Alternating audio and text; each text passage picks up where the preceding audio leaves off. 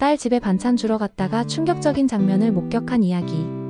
지수야, 엄마가 김치 새로 담갔는데 가져다 줘야겠다. 60대 후반의 김순자 씨는 새벽부터 분주했습니다.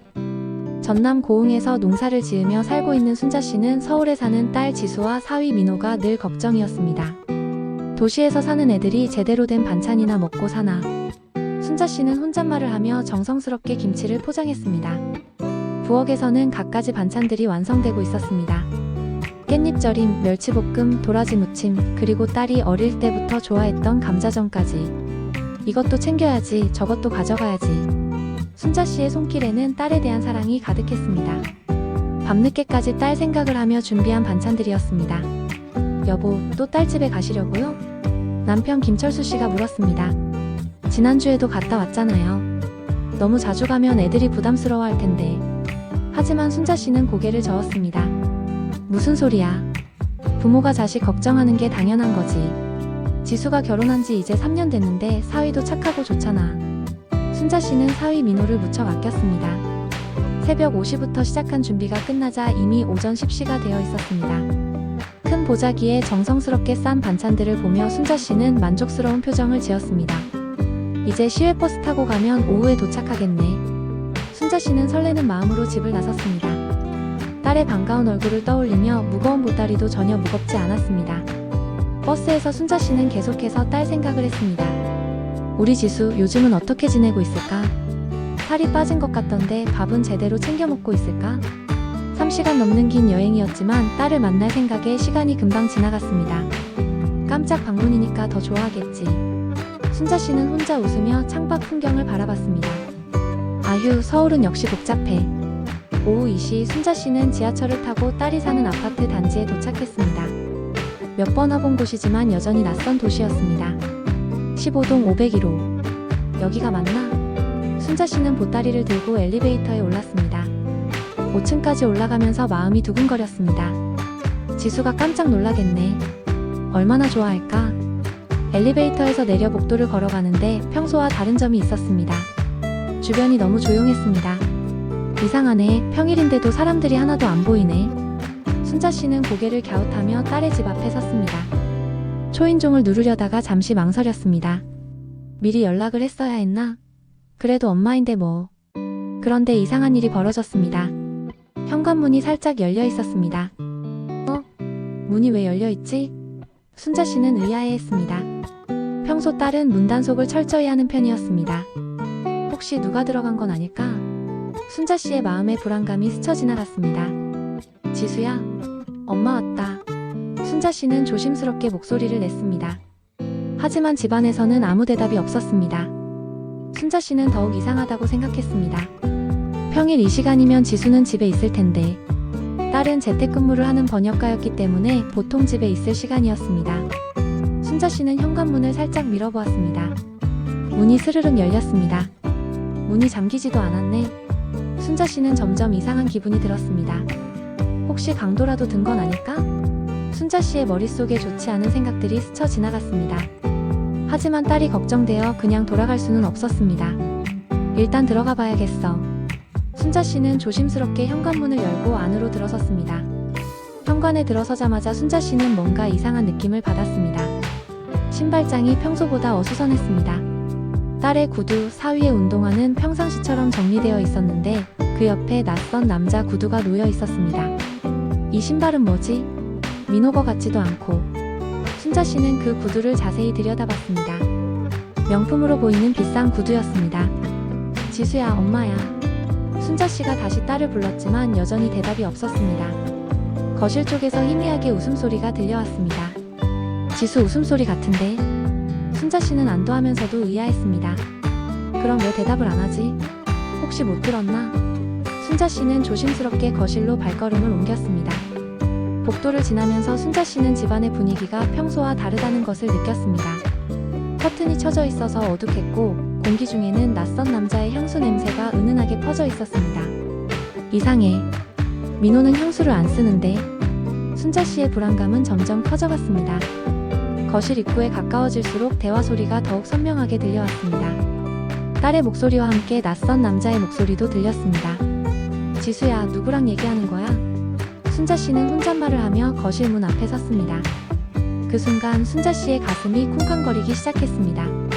뭔지 모르지만 좋지 않은 예감이 들었습니다. 순자 씨는 잠시 망설였습니다. 그냥 큰 소리로 불러볼까? 하지만 왠지 그럴 수 없었습니다. 마치 뭔가 중요한 장면을 놓칠 것 같은 기분이었습니다. 일단 살짝 봐보자. 순자 씨는 조심스럽게 거실 문틈으로 안을 들여다봤습니다. 그 순간 순자 씨가 본 것은 상상도 못했던 장면이었습니다. 거실 소파에 딸 지수가 앉아 있었습니다. 그런데 그 옆에는 순자 씨가 전혀 모르는 남자가 앉아 있었습니다. 30대 중반 정도로 보이는 잘생긴 남자였습니다. 그것만으로도 충격적이었는데 더 충격적인 것은 두 사람의 분위기였습니다. 딸과 그 남자는 마치 연인처럼 다정하게 앉아 있었습니다.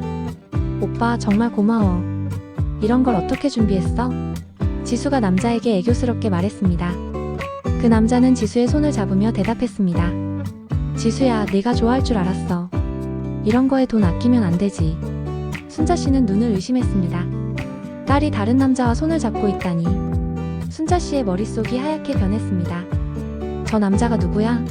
왜 우리 지수랑 저렇게? 순자 씨는 다리에 힘이 빠져서 문틈에 기댔습니다. 가슴이 두근거리고 숨이 막혔습니다. 민호는 어디 있는 거야? 지수는 지금 뭘 하고 있는 거야? 머릿속에 수많은 질문들이 꼬리를 물고 떠올랐습니다. 그때 더욱 충격적인 장면이 벌어졌습니다. 그 남자가 지수의 어깨를 감싸며 말했습니다. 지수야, 남편한테는 절대 말하면 안 돼.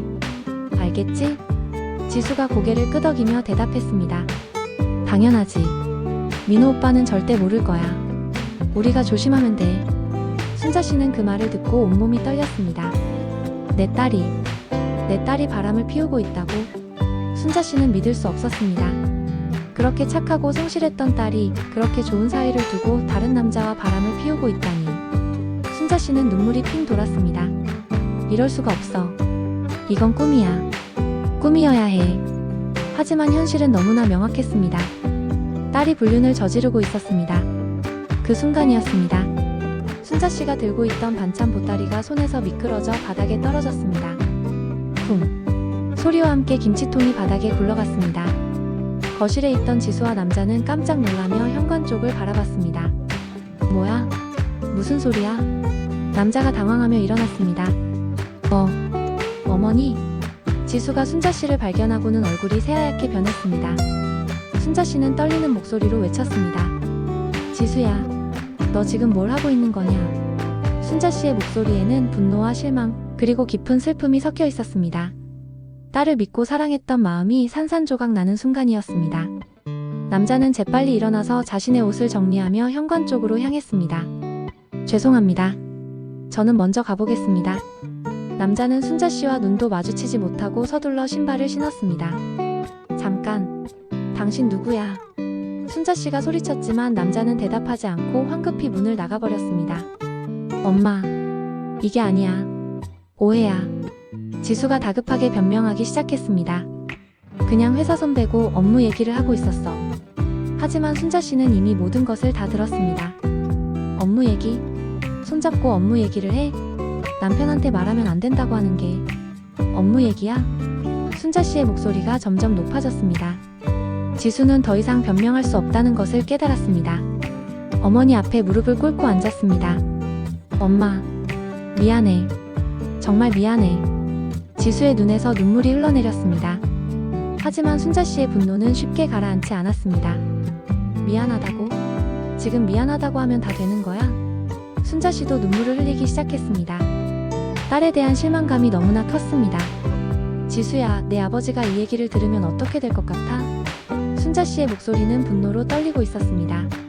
아버지는 너를 그렇게 자랑스러워 하셨는데, 사위를 그렇게 아꼈는데 이게 뭐야? 순자 씨는 주저앉으며 가슴을 쳤습니다. 평생을 정직하게 살아온 순자 씨에게 딸의 불륜은 이해할 수 없는 일이었습니다. 지수는 계속해서 무릎을 꿇고 있었습니다. 엄마, 제발. 아버지한테는 말하지 마. 그리고 민호 오빠한테도. 지수의 애원에 순자 씨는 더욱 화가 났습니다. 아직도 정신 못 차렸구나. 잘못한 걸 숨기려고만 하고. 순자 씨는 일어나서 지수를 내려다봤습니다. 네가 지금 하고 있는 짓이 뭔지 알아? 엄마, 나도 모르겠어. 어떻게 이렇게 됐는지. 지수가 흐느끼며 말했습니다. 처음에는 정말 업무 관계였어. 그런데 점점 마음이 끌렸어. 민호 오빠는 좋은 사람이지만 요즘 우리 사이가 좀. 지수의 변명을 듣던 순자 씨는 더욱 분개했습니다. 변명 그만해. 결혼했으면 끝까지 책임져야지. 순자 씨는 바닥에 떨어진 반찬들을 바라봤습니다. 새벽부터 정성껏 만든 반찬들이 바닥에 흩어져 있었습니다. 내가 이걸 왜 만들었을까? 이런 딸을 위해서. 순자 씨의 마음은 무너져 내렸습니다. 딸에 대한 사랑과 실망이 동시에 밀려왔습니다. 민호는 얼마나 좋은 사람인데 너를 얼마나 잘해주는데? 엄마, 민호 오빠는 정말 좋은 사람이야. 나도 알아. 지수가 눈물을 흘리며 말했습니다. 그런데 요즘 우리가 너무 바빠서 대화도 별로 없고 마음이 점점 멀어지는 느낌이었어. 순자 씨는 고개를 저었습니다. 그게 바람 피울 이유가 돼? 부부가 힘들 때는 서로 노력해야 하는 거지. 다른 남자 찾는 게 아니야. 순자 씨의 말에는 60년 넘은 인생의 지혜가 담겨 있었습니다. 엄마, 제발 조금만 시간을 줘. 내가 정리할게. 그 사람이랑은 끝낼게. 지수가 간절히 매달렸지만 순자 씨의 마음은 복잡했습니다. 정리한다고? 이미 저질러 놓고 무슨 정리야? 순자 씨는 딸을 바라보며 한숨을 쉬었습니다. 민호는 지금 어디 있어? 회사에 있어. 오늘 야근한다고 했어. 지수의 대답에 순자 씨는 더욱 답답했습니다. 순자 씨는 사위 민호를 떠올렸습니다. 3년 전 딸과 결혼할 때 순자 씨에게 인사드리던 그 착한 청년의 모습이 선했습니다. 장모님, 지수를 행복하게 해드릴게요. 걱정 마세요. 민호가 했던 말이 순자 씨의 마음을 아프게 했습니다. 그 착한 사위가 아직도 아무것도 모르고 있다니. 불쌍한 민호. 저렇게 열심히 일하는데. 엄마, 나 정말 후회해. 어떻게 이런 일이 생겼는지 모르겠어. 지수는 계속 울고 있었습니다. 하지만 순자 씨는 쉽게 용서할 수 없었습니다. 후회한다고 해서 없던 일이 되나? 이미 내 마음이 다른 곳에 가 있는데. 순자 씨는 딸의 마음이 너무나 실망스러웠습니다. 그렇게 바르게 키웠다고 생각했는데 그 남자가 누구야? 어떻게 만났어? 순자 씨가 물었습니다. 회사 팀장이야. 기혼자야. 지수의 대답에 순자 씨는 기가 막혔습니다. 기혼자라고? 그럼 그 사람도 가정이 있다는 얘기네? 응. 아이도 둘 있어. 지수의 말에 순자 씨는 더욱 분노했습니다. 미쳤구나. 정말 미쳤어. 남의 가정도 망치고 내 가정도 망치고. 순자 씨는 이런 상황을 어떻게 해결해야 할지 막막했습니다. 딸의 잘못을 사위에게 말해야 하는지 아니면 딸에게 기회를 줘야 하는지. 민호한테 말해야 하나? 아니면 네가 스스로 해결하게 둬야 하나? 순자 씨는 평생 이런 고민을 해본 적이 없었습니다. 하지만 한 가지는 확실했습니다. 진실을 숨기고 사는 것은 옳지 않다는 것이었습니다. 밤이 되어 사위 민호가 집에 돌아왔습니다. 어머니, 왜 갑자기 오셨어요? 연락이라도 주시지. 민호는 평소처럼 반가워했습니다. 하지만 집안의 분위기가 이상하다는 것을 금세 눈치챘습니다. 지수는 부엌에서 나오지 않았고 순자 씨는 굳은 표정으로 앉아 있었습니다. 무슨 일 있으셨어요? 민호가 걱정스럽게 물었습니다. 순자 씨는 한참을 망설이다가 입을 열었습니다. 민호야, 앉아라. 중요한 얘기가 있어. 순자 씨의 진지한 표정에 민호는 긴장했습니다. 오늘 내가 여기 와서 좋지 않은 걸 봤어. 순자 씨는 떨리는 목소리로 오늘 있었던 일을 차근차근 설명했습니다. 민호의 얼굴이 점점 굳어갔습니다. 그럴 리가. 지수가 그럴 리가 없는데요. 민호는 믿기 어렵다는 듯이 고개를 저었습니다. 그때 지수가 부엌에서 나왔습니다. 눈이 퉁퉁 부은 채로요. 민호 오빠. 미안해. 지수의 첫마디에 민호는 모든 것을 직감했습니다. 정말이야?